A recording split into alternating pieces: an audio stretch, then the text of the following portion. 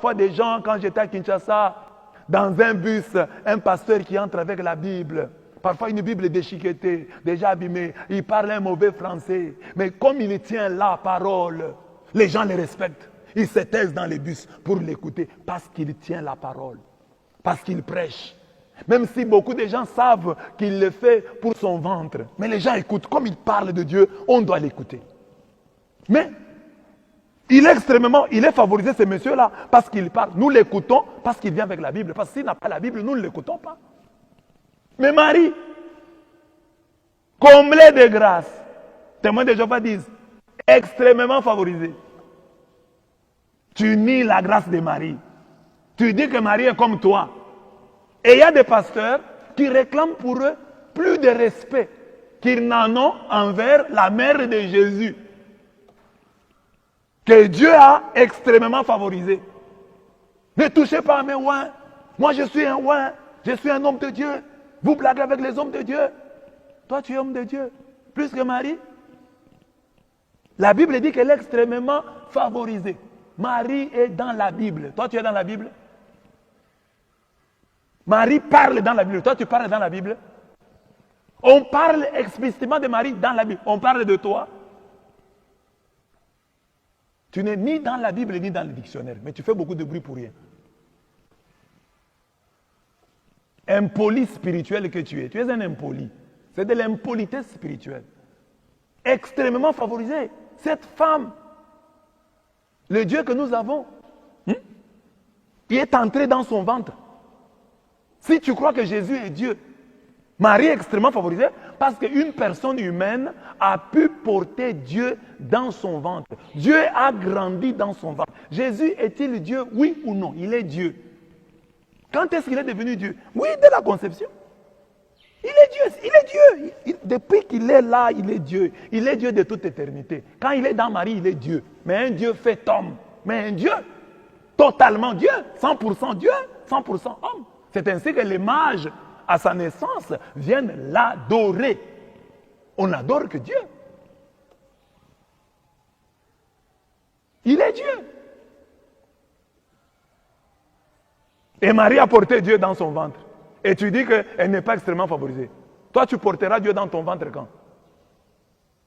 La parole que toi, tu tiens en main, elle s'est faite chair en lui.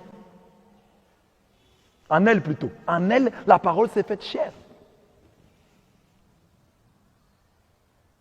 En Marie.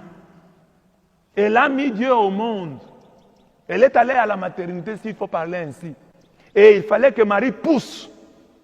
C'est son souffle qui a fait sortir Dieu.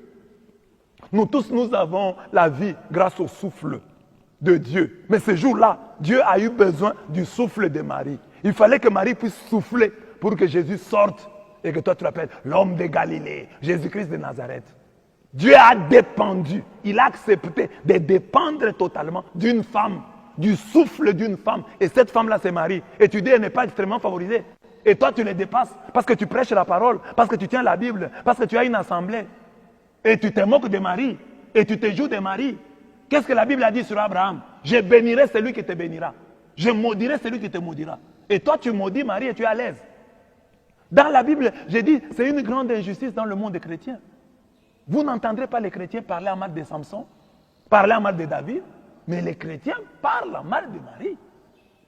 Est-ce que vous avez entendu un chrétien dire, David c'est une enveloppe? Mais facilement les chrétiens disent, Marie c'est une enveloppe. Et elle va mettre Dieu au monde.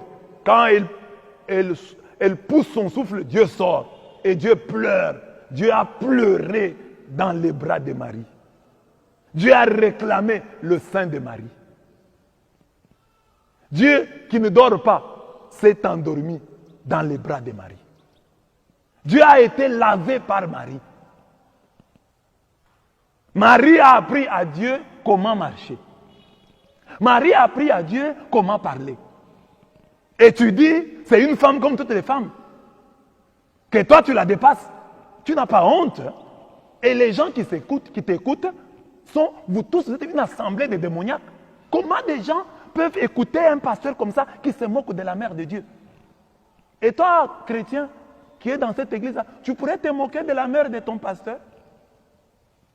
Et lui, nous les catholiques, nous disons, nous aimons tellement Jésus, notre amour pour lui est tellement grand qu'il réjaillit, il va même jusqu'à toucher Marie. C'est tout à fait normal. Dans la vie de chaque jour, si tu aimes quelqu'un, tu vas aimer ses frères, tu vas aimer ses soeurs, tu vas aimer sa mère, tu vas aimer son père. Comme nous aimons Jésus, nous aimons sa mère. Et nous disons qu'elle est extrêmement favorisée. Elle est comblée de grâce parce que concevoir, avoir Dieu. Les branhamistes respectent Branham